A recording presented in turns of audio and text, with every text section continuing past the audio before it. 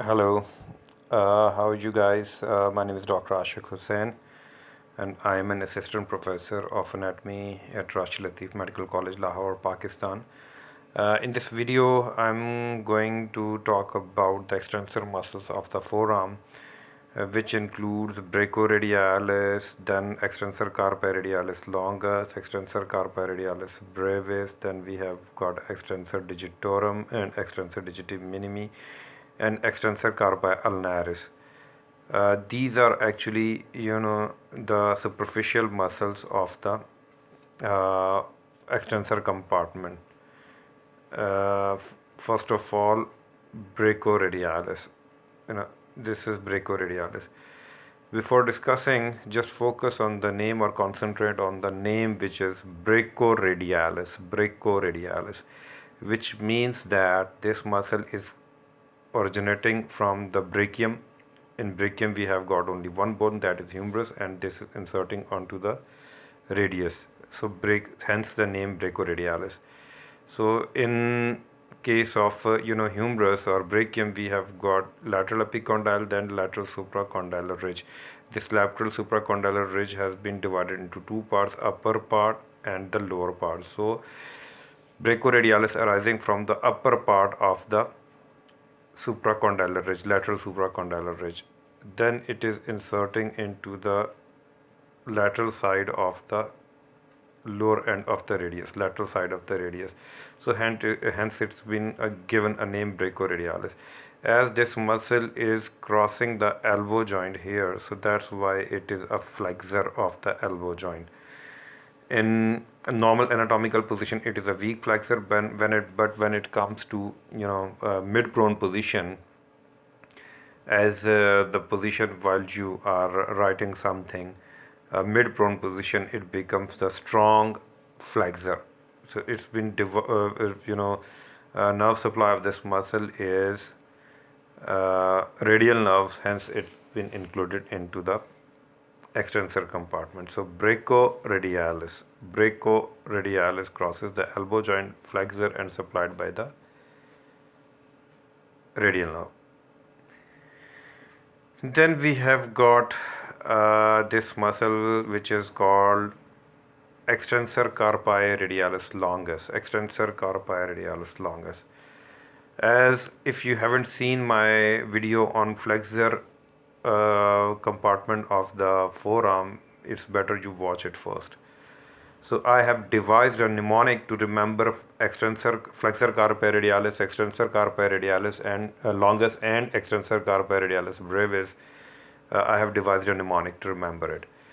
So I call this muscle, instead of extensor carpi radialis, longus or brevis, or flexor carpi radialis, rather I call this muscle extensor carpi secondalis or thirdalis and flexor carpi secondalis or thirdalis. In a moment, I would be discussing why I call these muscles, giving them name secondalis or thirdalis. First of all, the thirdalis or radialis, this sound similar. Secondalis, thirdalis, radialis. So the reason for giving it a name is that if you look at it arises from the supracondylar ridge, lower part, from above supracondylar ridge, upper part. Brachioradialis was arising from the lower part of lateral supracondylar ridge. We have got extensor carpi radialis longus. So now look at its insertion. It's been inserted into the base of the second metacarpal on dorsal aspect.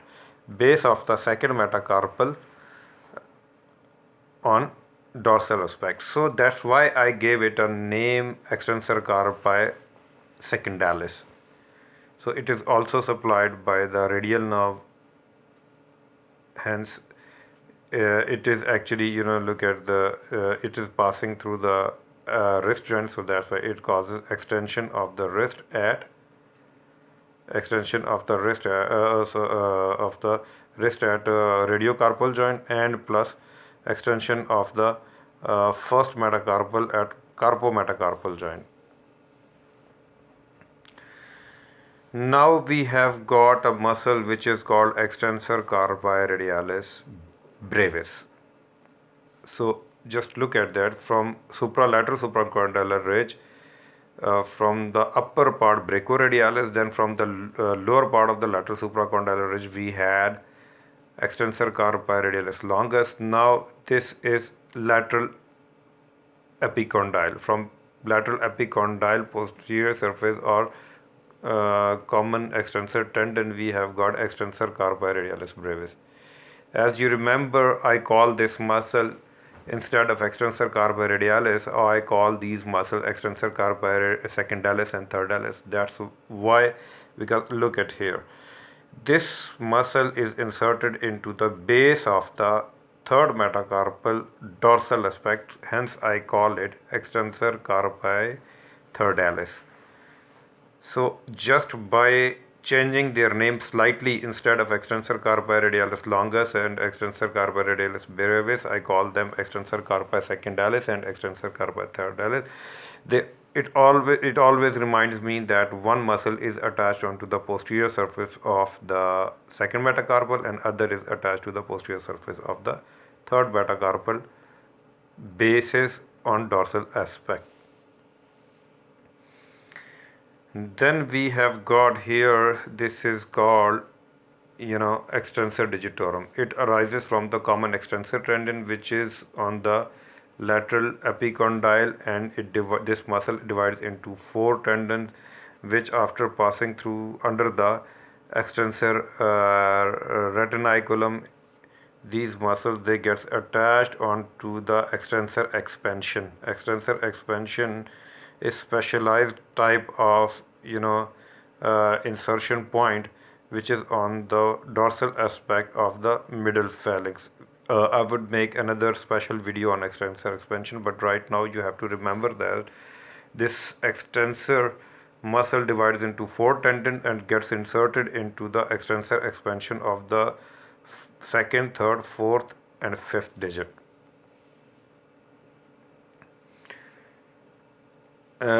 Before that we have got this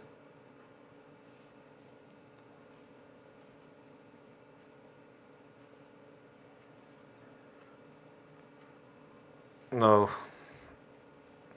this is extensor digiti minimi. Extensor digiti minimi, this is extensor digiti minimi muscle. It is also arising from the dorsal aspect of the along with the common extensor tendon, and it is inserting into the extensor expansion of the fifth digit. So that's why it is called extensor digiti minimi. Then we have got another muscle which is called extensor carpi ulnaris. It also arises from the common extensor tendon from the lateral epicondyle, and this muscle, as you see, is coming down, is getting inserted into the base of the fifth metacarpal. So again, brachioradialis from supracondylar ridge, upper part and the lateral side of the radius.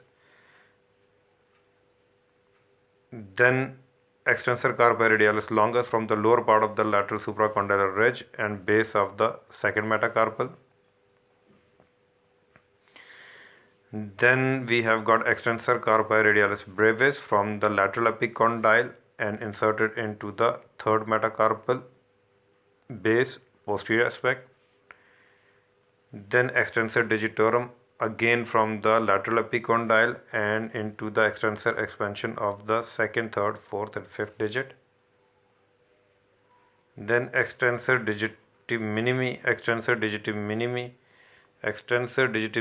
It also arises along with the extensor digitorum and inserted into the extensor expansion of the fifth digit. Then again we have got extensor extensor carpi ulnaris, which arises from the common extensor tendon from the lateral epicondyle and that inserted into the base of the fifth metacarpal. So these were the muscles, superficial muscles of the extensor compartment. In next video I will be doing deep muscles of the extensor compartment. Thank you very much.